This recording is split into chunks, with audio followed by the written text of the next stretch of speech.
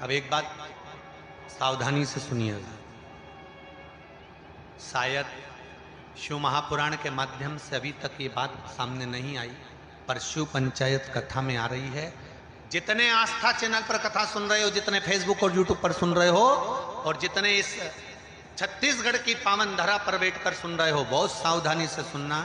एक प्रश्न हमारे भीतर खड़ा होता है, जब हम सूर्य नारायण भगवान को अर्घ देते हैं, जल चढ़ाते हैं, तो वो जल पृथ्वी पर जब गिरता है तो उसके छींटे हमारे शरीर पर लगते हैं। क्या वो ठीक है? क्या वो श्रेष्ठ है? तो शिव महापुराण की कथा कहती है, जब हम सूर्य को अर्घ देते हैं, सूर्य को जल चढ़ाते हैं, वो पानी जब पृथ्वी पर गिरता है, उसके छींटे हमारे शरीर पर लगते हैं, तो वो श्रेष्ठता का भाव निर्मित करते हैं। वो गलत नहीं हो सकता। कारण अब वो भी समझ लीजिए।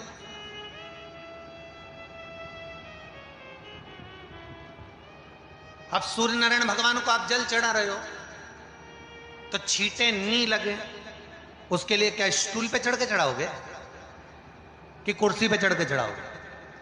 अरे बोलो तो सही। अब कई लोगों के दिमाग में यह बात भरा गई कि हम भगवान को जल चढ़ाते हैं, वो हमारे शरीर में छींटे लगते हैं, जमीन पे से पानी गिरता है, वो हमारे शरीर को छींटे लगते हैं, भगवान को अच्छा नहीं लगता होगा। कौन ने कहा? पहले तो उसको पकड़ के लड़ो।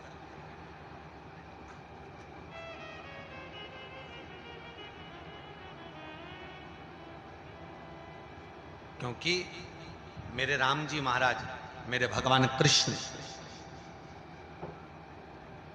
बड़े बड़े संत, साधु, सन्यासी, तपस्वी, साधक, उपासक जितने भी हुए, जिन्होंने सूर्य की आराधना करी, इन्होंने टेबल पे चढ़कर या कुर्सी पे चढ़कर जल नहीं चढ़ाया, इन्होंने पृथ्वी पर खड़े होकर ही, क्योंकि पृथ्वी तत्व के देव हैं शिव।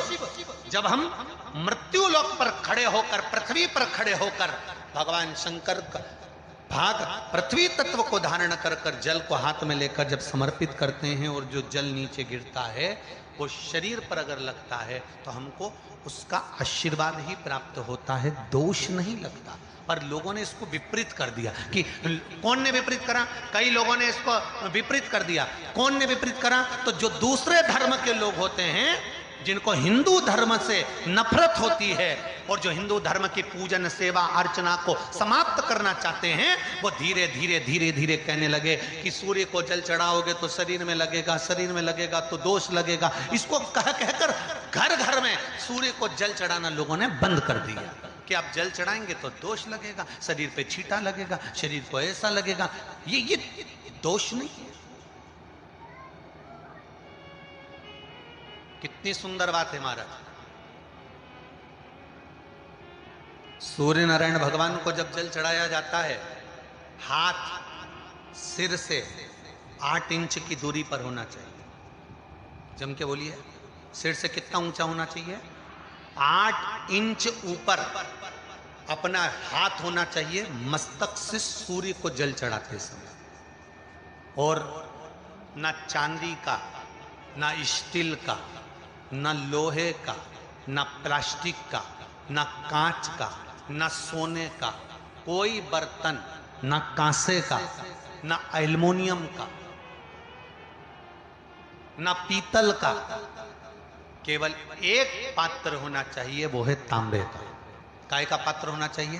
तांबे का पात्र। और सूर्य नारायण भगवान को जब 8 इंच ऊपर तुम्हारा हस्त है, और जब हम सूर्य को जल चढ़ा रहे हैं, कैसे जल चढ़ाना है वो भी समझ लीजिए। अगर कोई कैंसर का मरीज है, जिसके चेस्ट में कैंसर आ गया हो, लेफ्ट में, राइट में कहीं पर कैंसर आ गया हो, या कोई गठान आ गई हो, तो महाराज आप जल चढ़ाते समय उस जल की धार को सूर्य भगवान को जब चढ़ा रहे हो, तो धार आपकी गठान की ओर जाना चाहिए, जिससे सूर्य की किरण उस जल में से आपके उस स्थान पर पड़े, उस जगह पर पड़े जहां पर गठान है। महाराज आप लगातार जल तो चढ़ाना चालू करो, अच्छे अच्छे डॉक्टर फेल हो जाएंगे और कह देंगे गठान ठीक हो गई। आपका लीवर और किडनी गड़बड़ कर रहा है, आप प्रतिदिन, आपका स्वास्थ्य गड़बड़ रहता है, आप प्रतिदिन ये ज्योतिष शास्त्र के अंतर्गत, रत्न शास्त्र के अंतर्गत ये रत्न शास्त्र, ज्योतिष शास्त्र, रंग शास्त्र जो हमारे यहाँ है, रंगों के हिसाब से ये जितने रत्न होते हैं, माणिक हुआ, मोती हुआ, नीलम हुआ, मूंगा हुआ, पुखराज हुआ, ये क्यों कहते हैं ये पीला है, ये सफेद है, ये नीला है, ये लाल है, इसको शरीर में क्यों पहनाते हैं? उसका कारण होता है कि जब शरीर में पहनते हैं सूर्य की किरण उसमें पड़ती है, हमारे शरीर पर वो कलर का इफेक्ट पड़ता है, उस कलर को शरीर पर लगता है, और शरीर पर लगता है तो हमारा शरीर धीरे धीरे, हमारी जो इंद्रियां हैं वो सही होने लगती हैं, काम सही होने लगता है। तो आप कहते हो ना सब, मैं कौन सा नक पहनूं, मैं कौन सा मोती पहनूं, मैं कौन सा पुखराज पहनूं, मैं कौन सा नीलम पहनूं, वो ज्योतिष शास्त्र के अंतर्गत, रत्न शास्त्र के अंतर्गत जितने रत्न हम पहनते हैं ये केवल उस किरण के लिए ही तो पहनते हैं कि जो सूर्य की किरण मिले, उस किरण का प्रभाव हमारे शरीर पर पड़े। तो इन सबसे अच्छा है कि सुबह शंकर भगवान का नाम लो, तांबा का लोटा में जल भरो, 8 इंच ऊपर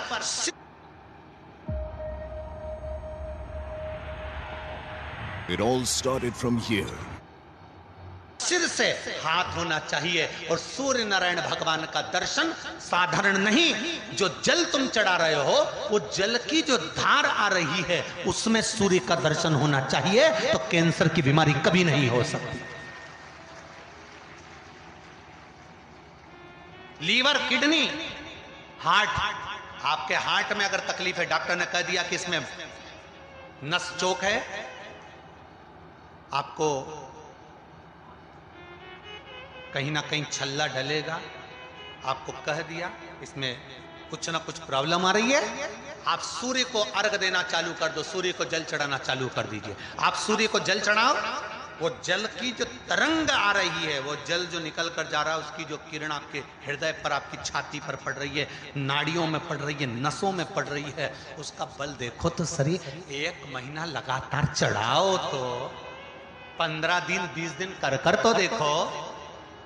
क्यों राम जी महाराज जल चढ़ाते थे, क्यों भगवान कृष्ण जल चढ़ाते थे सूर्य को, क्यों दशरथ जी महाराज जल चढ़ाते थे, क्यों कश्यप ऋषि जल चढ़ाते थे सूर्य को, सारे 33 कोटि देवता, सारे ऋषिवर, साधु संत सन्यासी तपस्वी साधक उपासक सब भगवान सूर्य को अर्घ दिया करते थे। क्यों देते थे, किस लिए?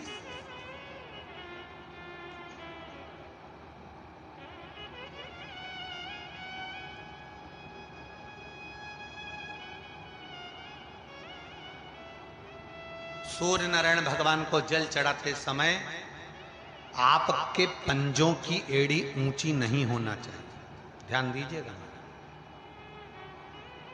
आपका पंजा पांव का पूरा की पूरा जमा होना चाहिए भूमि पर। हाथ कितने इंच ऊपर? 8 इंच ऊपर होना चाहिए।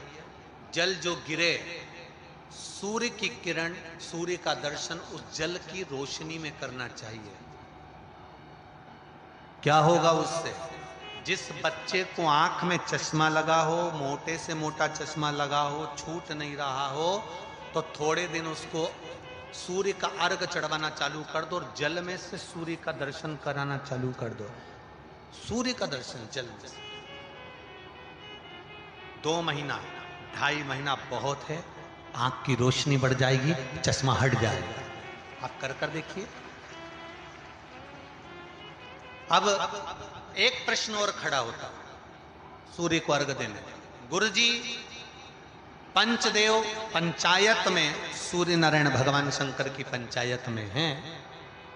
सूर्य नारायण को हम फ्लैट में रहते हैं, हम फ्लैट के अंदर रहते हैं, तो हम फ्लैट में रहते हैं, हमारे यहाँ अगर छज्जा नहीं है, हमारे यहाँ जगह नहीं है, तो हम सूर्य को अर्घ कैसे दें? तो महाराज खिड़की तो होगी, अगर घर में फ्लैट में पानी ढुलेगा और आप लोग नहीं समेट सकते तो एक बाल्टी रख लो, एक पात्र रख लो, पर सूर्य नारायण भगवान को अर्घ देकर रोशनी शरीर पर पड़ना चाहिए। जिंदगी में कभी कोई बड़ी बीमारी नहीं आ सकती। कितने लोग देते हैं सूर्य को अर्घ? जरा हाथ उठाओ। बहुत बढ़िया, बहुत जोरदार। पुरुष लोग भी देते हैं ना, चाहे बच्चे से बच्चा हो, बच्चों के हाथ में भी 1 लोटा पानी पकड़ाओ। घर में छोटे बच्चे हो ना, उनको तांबे का लोटा दो, पानी दो, जा बाहर खड़े हो जा, 1 लोटा पानी चढ़ा के। पहले दिन आप स्वयं बच्चे के साथ बाहर खड़ी हो ओटले पर, घर के बाहर खड़ी हो, छत पे खड़ी हो या घर के बाहर खड़ी हो, और बच्चे से कह लो चढ़ाओ बेटा, देखो ऐसा हाथ 8 इंच ऊपर करिए, तांबे का लोटा लेकर पानी धीरे धीरे डोलना है, जैसे वो स्लो मोशन के सीन नहीं होते नाटक में, ये एकदम धीरे धीरे, बस नहीं तो मालूम पड़े छोरा छोरी एक साथ उंडेल के नहीं। जल चढ़ाते समय उस पानी में से सूर्य की किरण पड़ना चाहिए, सूर्य की किरण। एक बात और कहना चाहूंगा, अगर आप लोग स्वीकार करेंगे तो, अगर कहीं आपको लगता हो कि बच्चा पढ़ने में कमजोर है, विद्या में कमजोर है, रिजल्ट अच्छा नहीं आ रहा, पढ़ने में कमजोर है, वो पढ़े अपनी जगह पढ़े, वो कार्य करे अपनी जगह करे, मेहनत करे अपनी जगह करे, बच्चों को कह दो कि कुछ समय के लिए सूर्य को अर्घ देना चालू कर। सूर्य की किरण जहां पर ब्राह्मण या हिंदू धर्म का व्यक्ति मस्तक पर तिलक लगाता है, भुकुटियों के बीच में उस सूर्य की किरण इस भुकुटी के बीच पड़ना चाहिए, परंतु पानी कम से कम ना करते हुए स्लो मोशन में धीरे धीरे गिरना चाहिए, एकदम धीरे धीरे। तो यहां एक रेखा सूर्य की किरण से पड़ती है। चंद्रदेव का लड़का था